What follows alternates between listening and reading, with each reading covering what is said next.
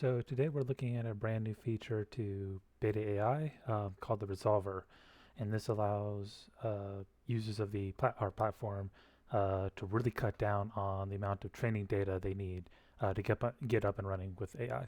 And for quick background, Beta is a AI platform for quickly integrating AI into enterprise applications. So I'll quickly demonstrate this. So we have an example application that we integrate with. That's a video generation tool. And if you take a quick look at our training data, it's, in this model, it's very tiny. It's 11 records of text, which is very tiny for a training model.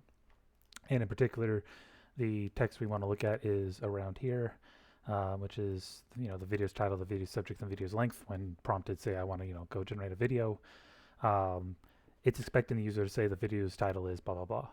So if we go and quickly, start up a chat session, say, okay, I want to create a video. It's going to go, quickly, prompt this back. So you say the title of the video is Cloud Technologies.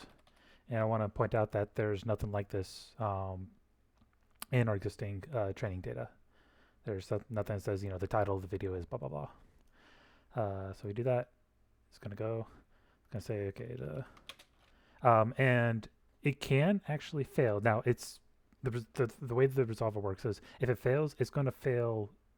It would have failed even if the resolver wasn't there. So it doesn't hurt anything by adding things in. And one way to do this, because the resolver is pretty deterministic, what we can do is say, okay, the length of the video, and this usually has some issues, is 10.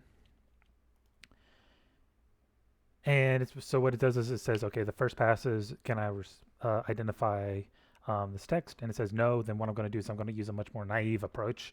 And then I'm just going to, which then fails.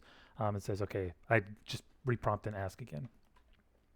So the video's length is 10.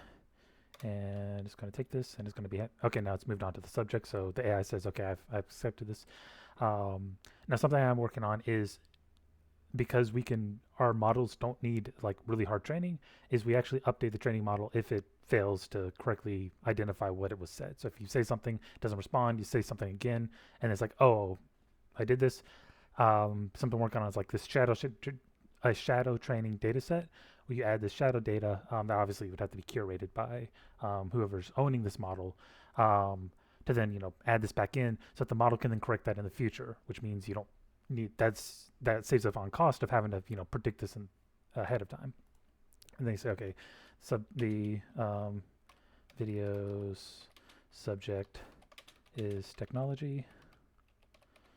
We're going to hit this, and then it sent this off to the server, this mock application, video generation application. This AI can integrate with a lot of different applications. It's just what we did here. And if we go here, we can see, oh, it went off and generated a video. And we also use Beta AI on the back end for the video generation, which does like, okay, how do I optimally cut, splice, B-roll, and put it back together? But again, that's just a demo. So that's where we are currently with the generation of the video. One reason why it's a lot, not only can we improve the speed of the AI, we can also improve the accuracy because it's using state data of the conversation. So when you're going through a conversation, you kind of have this, path of where you are in a given conversation. Like you talk about, oh, I want to go do a task. I want to generate a video. You have, task A, B, C, or D, optionally E, and then optionally F. And if you do F, then you have to do G. And in that case, the AI is using the training data to actually figure out like what those states are, and then holding itself accountable to the states when it says, okay, I'm not going to be worried about trying to match any prompts to, D if I haven't even gotten to B yet. Oh, but if I've gotten to say C, then I can expect, D or E coming up. So when it does that, when it's doing that, it's the resolver. That's why it's called the resolver. Comes in and says, hey, C's been said. I got some new text. It doesn't. The first pass couldn't detectly figure out what the user said. Was it similar to D? Was it similar to E? And then we're using a large language model to help do this. Oh, similar to D. It just needs to be rephrased. We'll do that automatically behind the scenes. We'll save that data so that we can add this back in the training data so it doesn't need to go through this whole rigmarole and then go forward. And ideally, if the training data is good enough, that means you don't have to call the LLM anymore, and because LLMs are expensive to call, and that also reduces the cost. So it's much faster to get out and running with these models.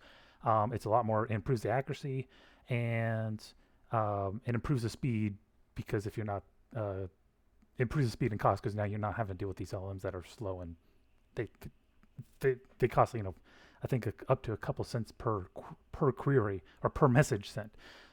So that's where we are.